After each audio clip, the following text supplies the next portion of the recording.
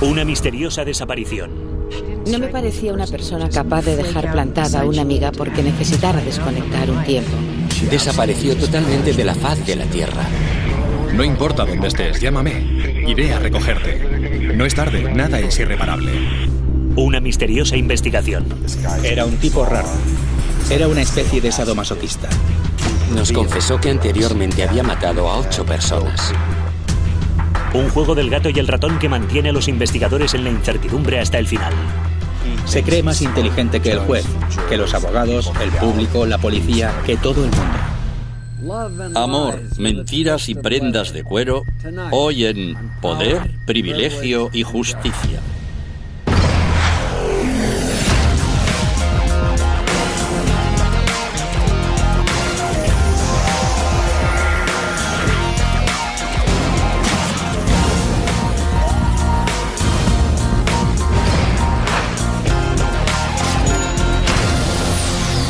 Crímenes imperfectos, ricos y famosos, programado para el asesinato.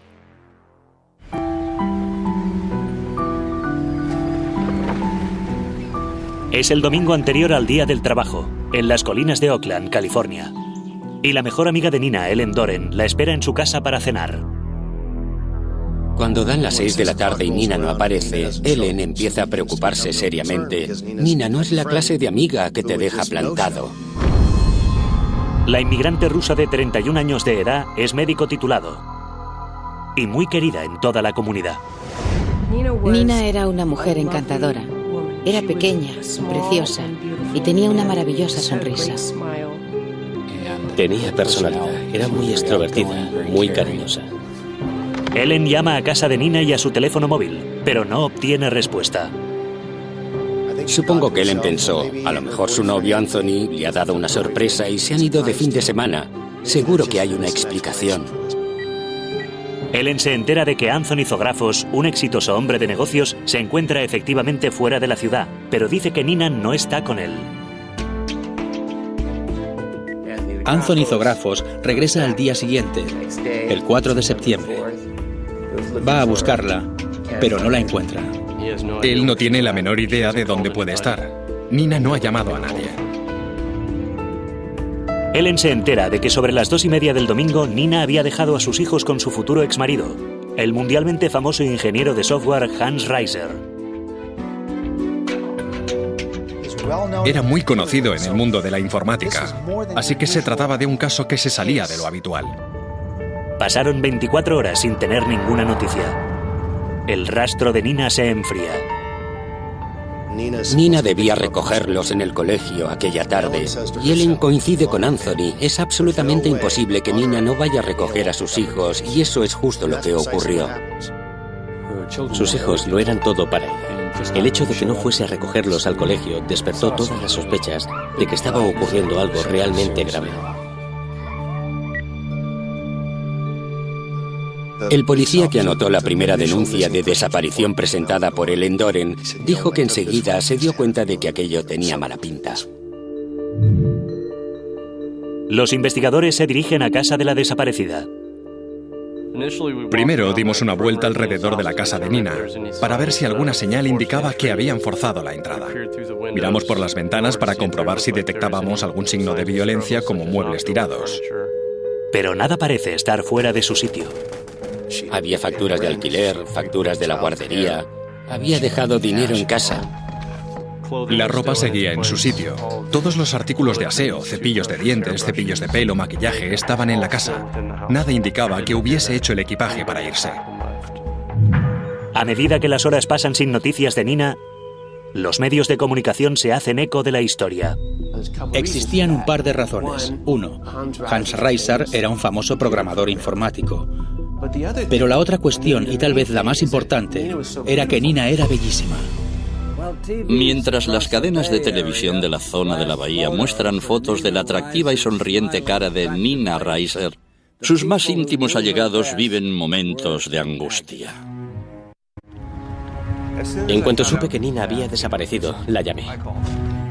Llamé a su móvil, la llamé al teléfono de su casa y salí a buscarla con mi coche. A medida que el tiempo pasaba, Llamaba solamente para escuchar su voz.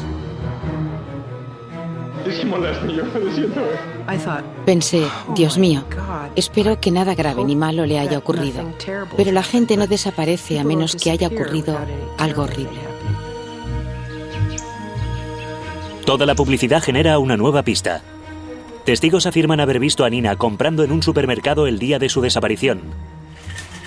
Pero si había algo que le preocupaba, no lo exteriorizó.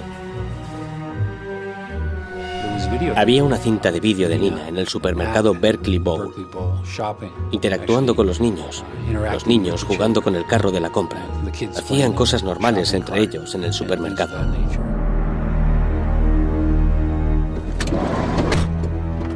Cuando sale de la tienda, hace la última llamada que hizo con su móvil a casa de Hans.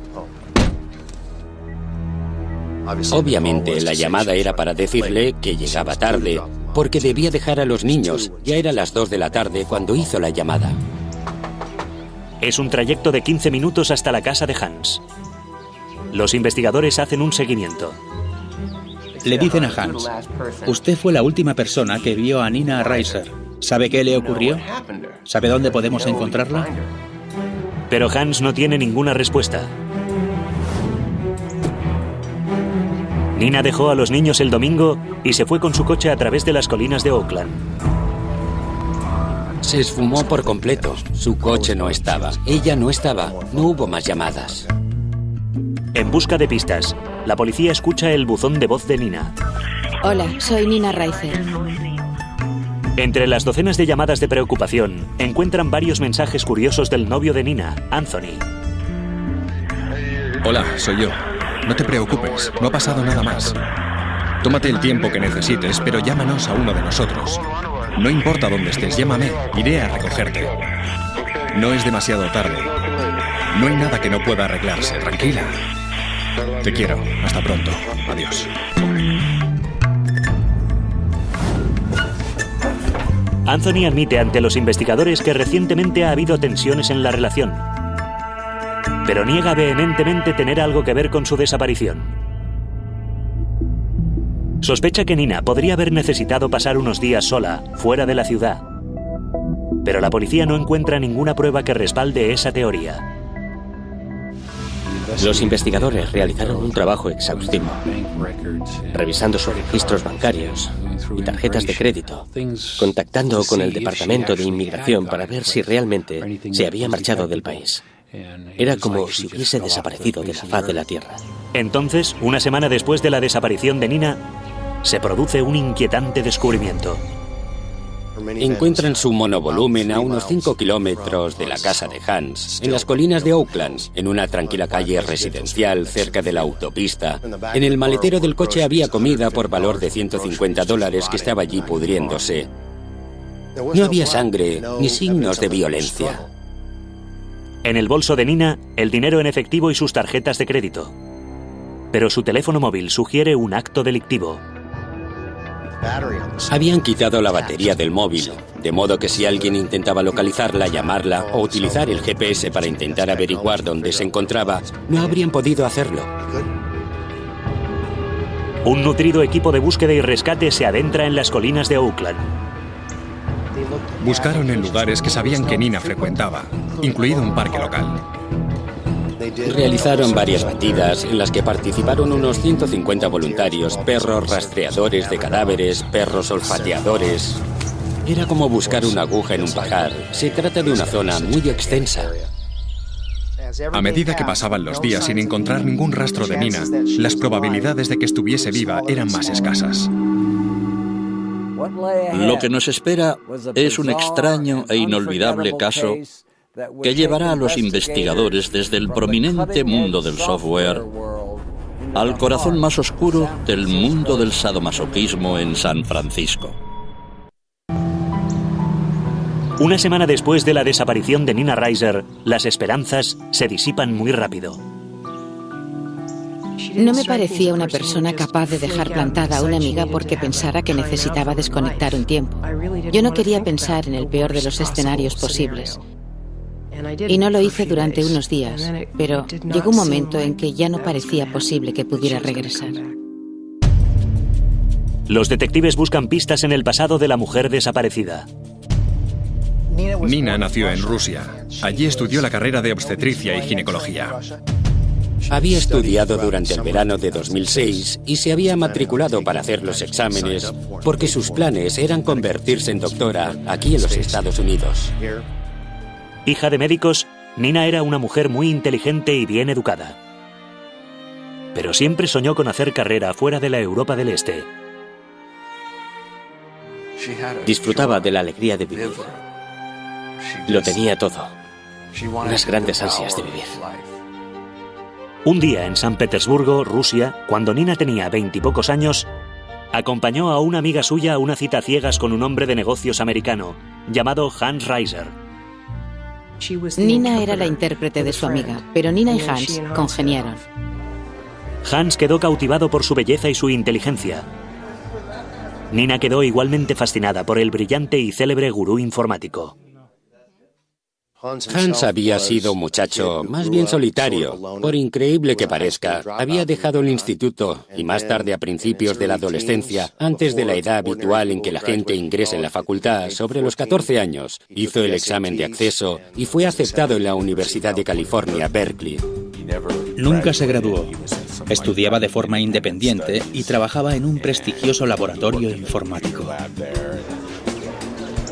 Algunas personas decían que había dejado el instituto porque ya no suponía un reto para él.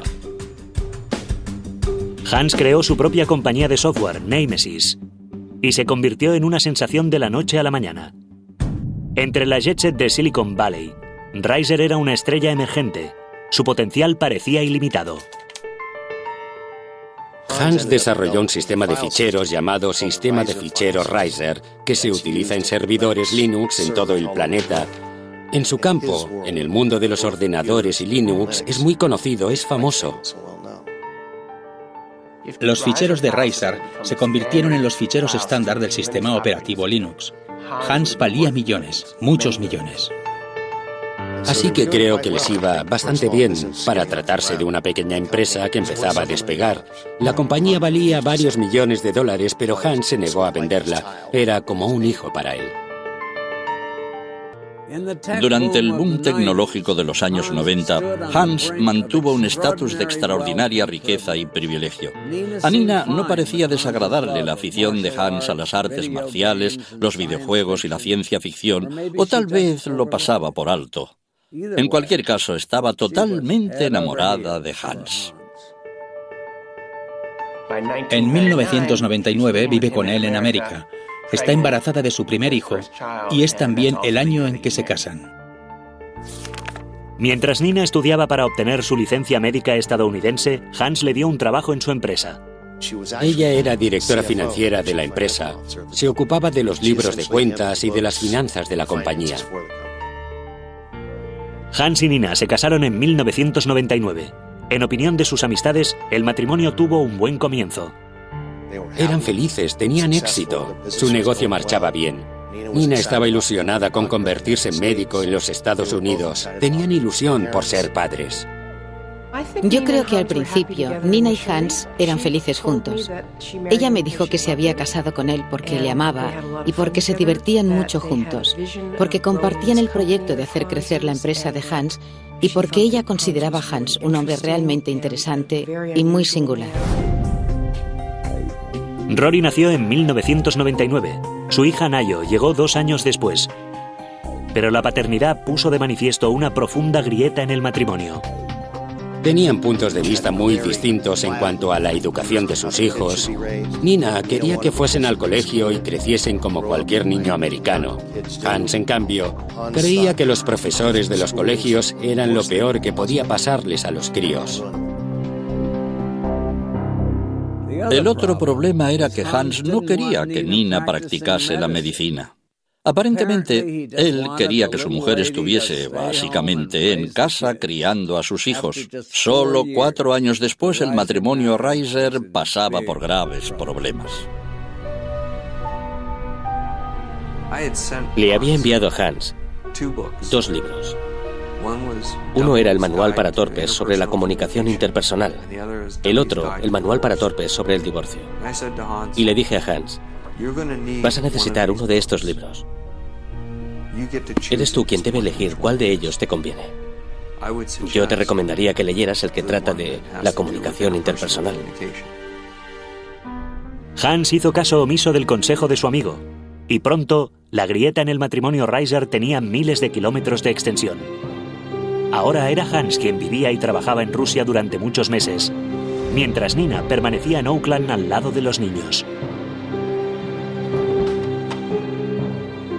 Los periodos en que Hans venía de visita parecía más el regreso de un extraño que el de un esposo. Ya no había nada entre ellos. Él quería jugar con videojuegos, practicar judo y hacer crecer su empresa.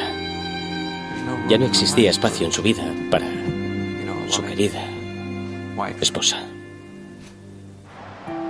Buscando ayuda para cuidar de Nina, Hans recurrió a su amigo más antiguo, Sean Sturgeon. Hans y yo nos conocimos cuando teníamos alrededor de 15 o 16 años. Jugábamos a dragones y mazmorras y nos hicimos amigos porque los dos éramos marginados sociales. Los dos nos salíamos de la norma, pero de formas diferentes. Mientras Hans está habitualmente en Rusia y Nina se encuentra en Oakland ocupándose de todo y del lado financiero del negocio, Sean es la persona que le hace compañía. Sean es quien está al cuidado de Nina. Estaba claro que Hans no iba a cambiar. Se comprometía, pero inmediatamente rompía las promesas que había hecho. Nina y yo empezamos a experimentar gradualmente sentimientos románticos recíprocos. Nina no solo dejó a Hans por su mejor amigo, Nina dejó a Hans por su único amigo. Y estamos hablando de dos hombres que eran amigos desde hacía unos 25 años. La relación con Sean no duraría. Un año antes de su desaparición, con Hans permanentemente en los Estados Unidos, Nina empezó a salir con Anthony Zographos. Pero según sus amigos, Sean continuó formando parte de la vida de Nina. A Anthony eso no le gustaba. A Anthony le disgustaba que Nina siguiese comunicándose con Sean Sturgeon y recibiendo dinero de él. Nina consideraba a Anthony excesivamente controlador y celoso. No estoy diciendo que los sentimientos de Anthony hacia Nina no fueran verdaderos. Anthony y yo teníamos conflictos. Una mujer desaparecida y 3 hombres celosos. La policía debía preguntarse si Nina estaba atrapada en medio del fuego cruzado. Tras la misteriosa desaparición de Nina Reiser, los investigadores tienen 3 claros sospechosos. Su exmarido Hans Reiser, del que se había separado, su novio actual Anthony Zographos y su anterior novio y antiguo mejor amigo de Hans Reiser, Sean Sturgeon. Todas esas personas eran de nuestro interés desde nuestra perspectiva. Según algunos de los amigos más cercanos de Nina, Zographos podía llegar a ser celoso y controlador.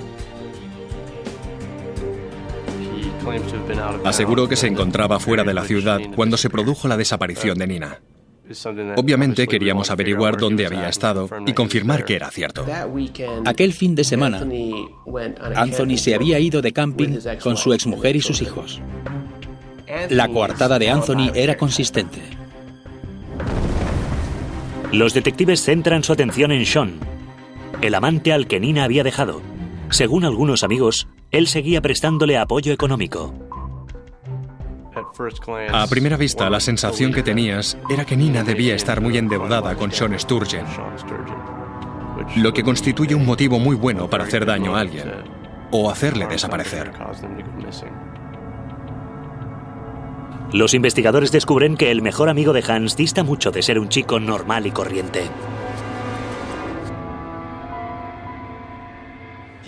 Fue la dama de honor en el día de la boda.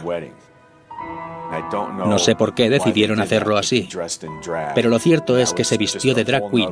Aquello fue otra especie de anormalidad o elemento extraño. Yo llevaba una vida bastante salvaje. Estaba en la comunidad del cuero.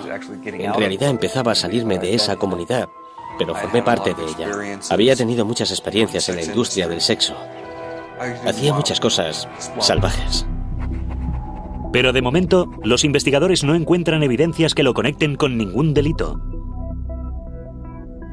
Y la policía no puede detenerlo simplemente por ser un tipo raro. Sean Sturgeon tenía una coartada. No era muy consistente, pero era razonable. Aquella noche estaba trabajando en un comedor de beneficencia.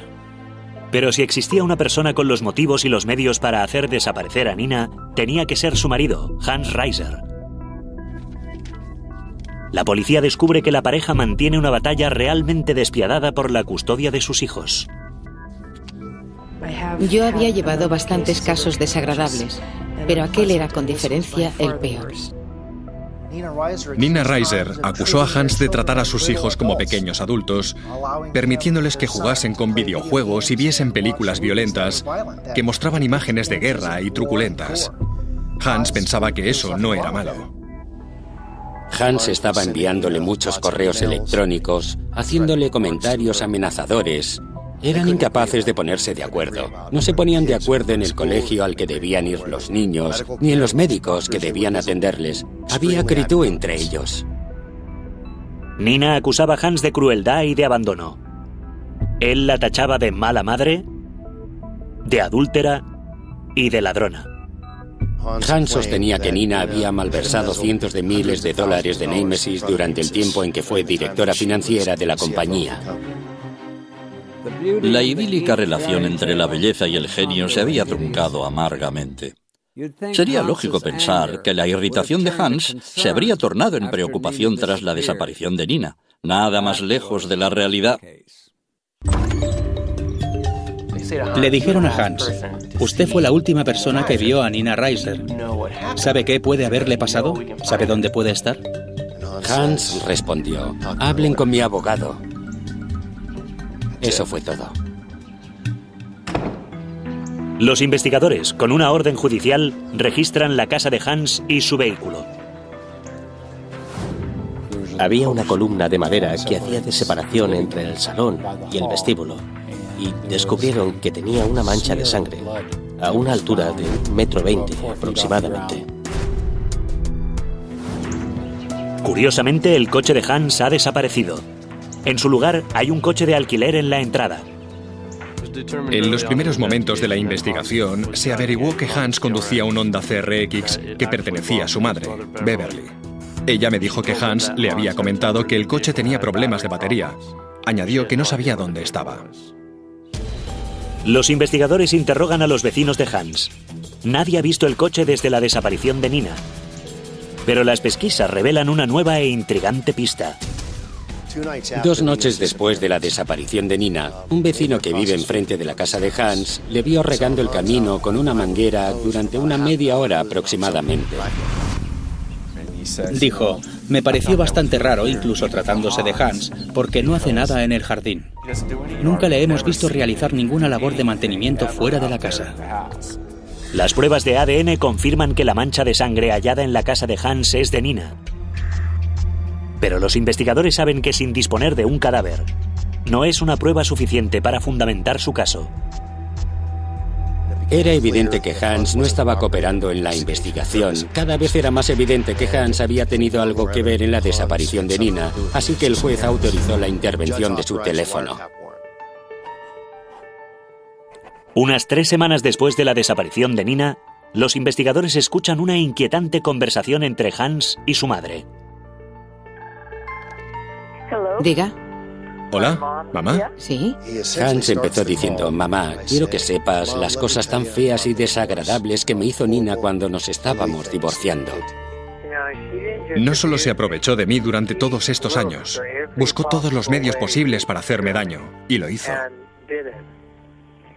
Mira, Hans, por muy terribles que fueran esas cosas que me cuentas, lo que puede haberle sucedido a Nina sigue siendo muy triste. Bueno, sí. A pesar de todas esas cosas que te hizo, no se merece nada de lo que puede haberle pasado. ¿No te parece? Ella no debería haber puesto en peligro a los niños. Aún así, Nina no merece lo que pueda haberle ocurrido. Hans estaba confesando su crimen. Ya, y yo tampoco. Y tampoco Rory. Era evidente que Hans estaba intentando explicarle a su madre por qué había matado a Nina. Tranquilízate, Hans. Adiós, te quiero mucho. Esta conversación no hace sino aumentar la frustración de los investigadores. Sin una prueba concluyente, saben que su caso no se sostendrá en los tribunales. Lo que sigue es un juego del gato y el ratón por todo Oakland. La policía se dedica a seguir a Hans y a su coche de alquiler por todas partes. Se dedicó a hacer lo que la policía llama contravigilancia. Quiero decir, por ejemplo, que conducía por la autopista a 50 kilómetros por hora, aunque el límite de velocidad era de 100. Tomaba una salida de la autopista y luego volvía a entrar para saber si alguien le estaba siguiendo.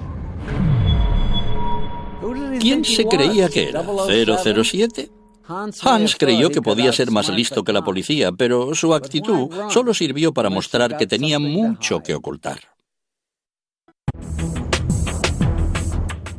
Los investigadores han vigilado a Hans Reiser como principal sospechoso del asesinato de su mujer, Nina. Pero hasta el momento, el genio informático ha podido eludirles en todo momento. Conducía de forma temeraria, completamente errática, para asegurarse de que absolutamente nadie le seguía. Pero la policía no se da por vencida. Tenían varios vehículos vigilándole. Un coche le seguía durante un par de manzanas, luego se desviaba y otro coche tomaba el relevo. También le seguía una avioneta. Una tarde, Reiser conduce hasta una zona residencial de Oakland y aparca.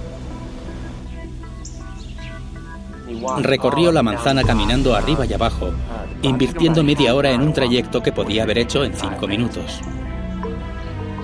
Convencido de que nadie le observa, Hans conduce a la policía directamente hasta su Honda CRX, el coche desaparecido que la policía había estado buscando desde la desaparición de Nina. Después de conducir el esquivo vehículo hasta un aparcamiento aún más alejado, Hans corre hacia casa de su madre unos pocos kilómetros de allí, momento en el que interviene la policía. Cuando registraron el coche, un detalle les llamó la atención. Es un coche biplaza con 2 asientos de cubo, pero el asiento del pasajero había desaparecido.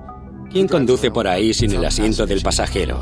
Se trataba de una prueba muy sospechosa e inculpatoria. Las alfombrillas estaban mojadas y había incluso restos de agua acumulada en una zona del vehículo, unos 2 centímetros. Aquello inducía a pensar que alguien había limpiado las pruebas. Y no es la única prueba inculpatoria que descubre la policía.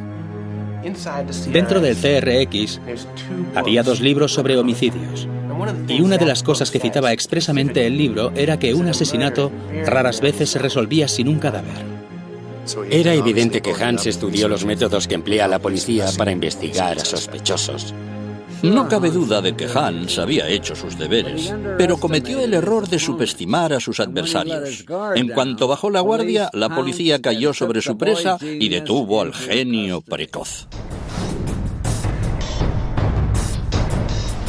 Llevaba $9.000 en efectivo y su pasaporte. Dentro de su riñonera encuentran otra pista. Ha retirado la batería de su teléfono móvil. Un detalle que coincidía con el teléfono móvil de Nina, hallado en el coche. 6 semanas después de la desaparición de su esposa, Hans Reiser es detenido y acusado de asesinato, aunque sin cadáver. Cuando el caso llegó a mis manos, pensé, ¿cómo voy a demostrar que se trata de un delito de asesinato sin cadáver? No es imposible, pero ocurre. Los fiscales, mientras se preparan para el juicio, interrogan previamente a una serie de testigos, incluyendo a Sean Sturgeon. Y de forma totalmente imprevista, este suelta el bombazo. Sean Sturgeon nos confesó que había sido el autor de varios crímenes. Había matado a 8 personas y media. La media era porque no sabía si esa persona estaba viva o muerta. Confesé, les dije, deténganme, acúsenme de los crímenes. No pensaba darles todos los detalles. No pensaba decirles quiénes ni por qué. Júzguenme, métanme en la cárcel. Todo el mundo que sigue el caso está completamente desconcertado. Se trató sin duda de otra vuelta de tuerca en el caso, porque todos nos preguntamos, ¿es posible que Sean haya matado a Nina?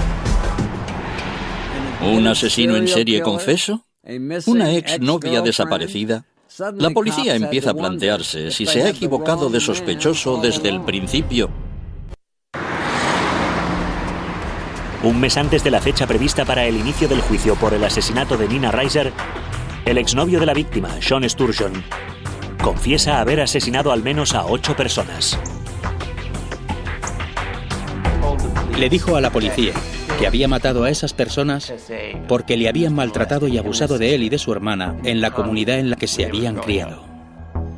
Sturgeon invita a la policía a registrar su casa y les entrega voluntariamente su colección de armas. Sin embargo, se niega a dar a los detectives ningún detalle sobre sus supuestas víctimas, ni siquiera sus nombres. No sabíamos de qué personas estaba hablando. No quiso identificarlas, así que fue una ardua labor. Como pueden imaginarse, nosotros nos lo tomamos muy en serio. Cuando le preguntan las razones que le han llevado a confesar algo tan terrible, Sturgeon reconoce que lo ha hecho para evitar testificar en el juicio. Asegura que ya ha sufrido toda la humillación pública que podía soportar. Mis amigos me evitaban por todo lo que Hans les había dicho sobre mis inclinaciones sadomasoquistas. Así que le dije a Paul Horan que había matado a otras personas. Luego le di los nombres y la descripción de algunas de ellas.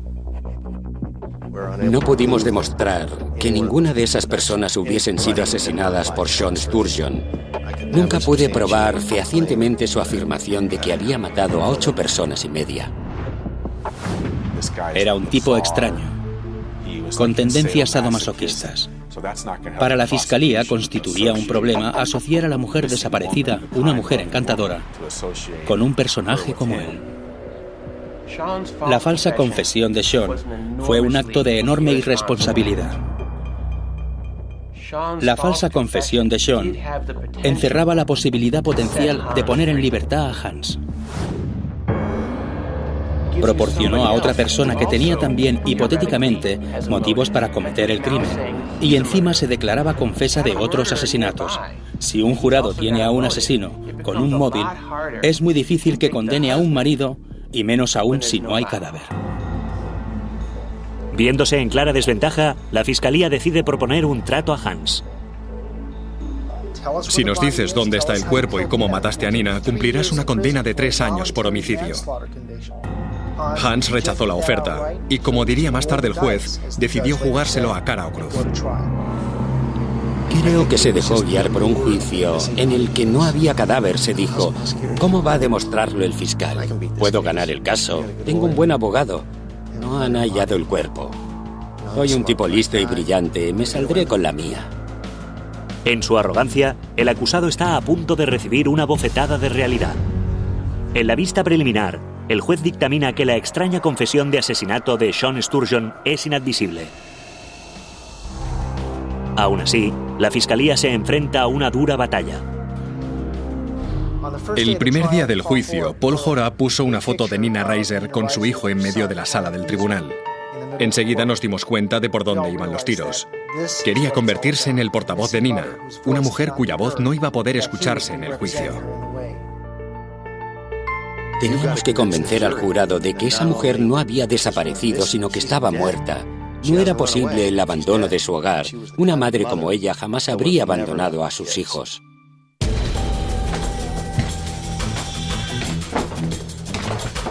La fiscalía sostiene que después de que Nina dejara a sus hijos en casa de su exmarido, habían tenido una discusión entre ellos que se volvió violenta. Una de las posibles formas en que Hans podía haber matado a Nina era asfixiándola o estrangulándola, ya que es cinturón negro de judo.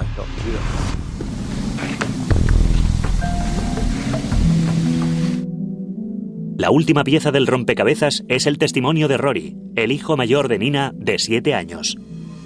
Lleva consigo un dibujo que hizo para tratar de explicar la ausencia de su madre. Estaba durmiendo en la cama, se despertó y se dio cuenta de que su padre, que solía dormir con él, no estaba a su lado. Vio a su padre bajar las escaleras con una bolsa muy voluminosa en la mano.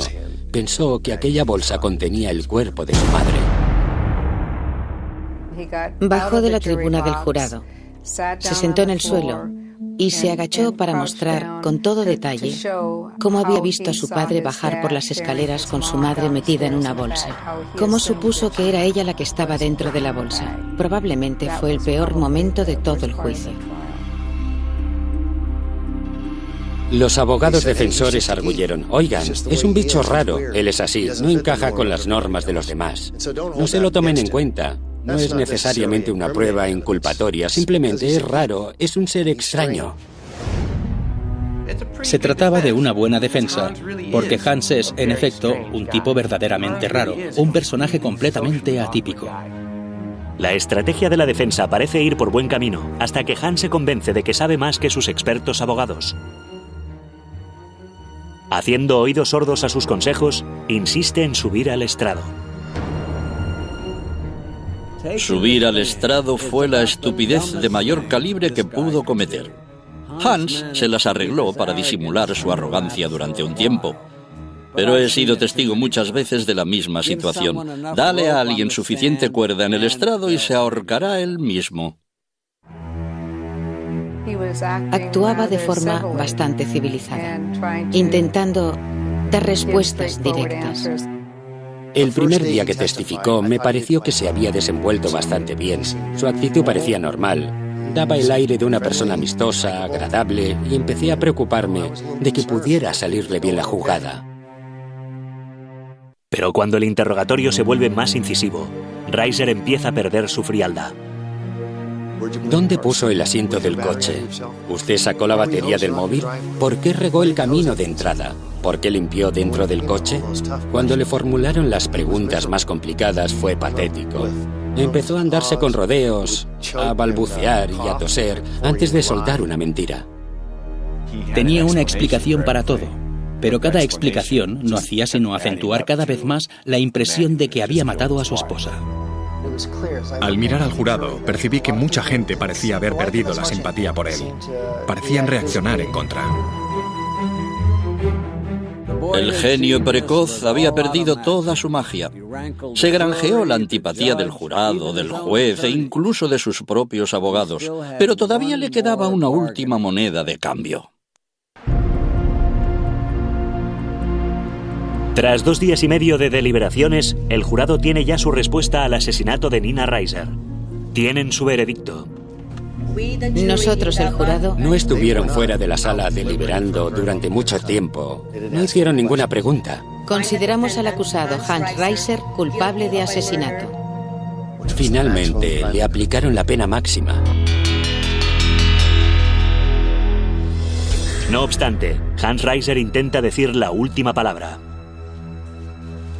Recuerdo perfectamente la reacción de Hans porque me pareció reveladora. Se puso de pie y dijo: fui todo lo buen padre que supe ser. Lo que quiso decir básicamente era: maté a la madre para salvar a los niños. ¿Qué clase de respuesta es esa? Eres culpable. Asesinaste a la madre de tus hijos. Reiser y su equipo tienen reservada una sorpresa más para la fiscalía. Están dispuestos a revelar la localización del cuerpo de Nina a cambio de una sentencia más benigna. Durante el juicio, el señor Jora y yo hablamos con la madre de Nina y nos indicó que deseaba recuperar el cuerpo de su hija. Así que, una vez más, Jora le hace una oferta a Reiser. En ese momento, Hans se enfrenta a una condena de 25 años. Si acepta el trato, puede salir en libertad a los 15 años. Si me dices dónde está el cuerpo de Nina, si me cuentas lo que ocurrió y cómo la mataste, si te declaras culpable de asesinato en segundo grado y renuncias a cualquier derecho de aplicación que te asiste, entonces acepto. Fue una decisión muy dura de tragar para la familia de Nina, pero su cuerpo seguía sin aparecer. Estaban dispuestos a pagar el precio por acabar con la pesadilla, así que Hans desembuchó todo. Se sentó con la policía una vez más y les hizo el relato de lo que había sucedido la tarde de la desaparición de Nina.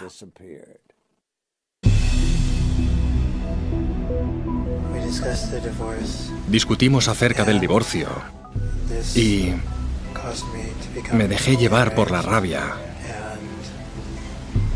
y la maté. Y No debería haberlo hecho. Estoy muy arrepentido de lo que hice. ¿Qué método empleaste? ¿La golpeaste? Impedí que la sangre fluyera hasta su cerebro, colocando las 2 manos alrededor de su cuello. Y utilizando un método muy poco sofisticado. Uno que cualquier instructor de judo como yo jamás hubiera utilizado. Yo lo hice. La estrangulé. Fue completamente indoloro para ella. Es la forma menos dolorosa de morir. Sucedió en el salón, al lado de la puerta. Dijo que había sido rápido, silencioso y que los niños no lo oyeron. Después de matarla, la metió en una bolsa de viaje grande.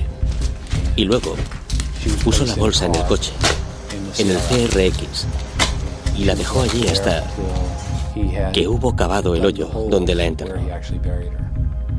Señaló que había tardado 2 largas noches en cavar el hoyo y que lo hizo mientras los niños dormían. No puedo quitarme de la cabeza el dibujo que hizo Rory. Tenía razón, había visto algo. Su madre estaba en la bolsa. ¿Cómo un niño supo que su madre estaba en la bolsa? 3 días después de firmar la sentencia acordada, Reiser baja por un estrecho sendero del Parque Regional de las Colinas de Oakland, esposado a su abogado. En un momento dado subió por la colina, se adentró en la maleza y a unos 4 o 5 metros vio un lugar bajo los arbustos. Dijo, está enterrada a menos de 1 metro dentro de una bolsa. Cuando la policía empezó a cavar, lo primero que desenterraron fueron las asas de la bolsa. Su cuerpo estaba allí. Reiser es condenado a pasar 15 años a cadena perpetua en una prisión estatal. Cuando Hans se encuentre en una galería de nivel 4 del sistema de prisiones, Hans va a aprender lo que es el control y va a aprender que él allí no lo tiene.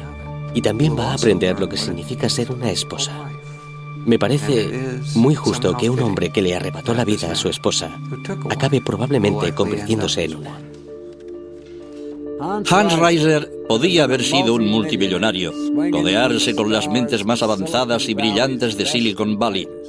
En vez de eso, pasará lo mejor de su vida en una celda de San Quintín. Espero que la imagen de su preciosa esposa le persiga hasta el final de sus días.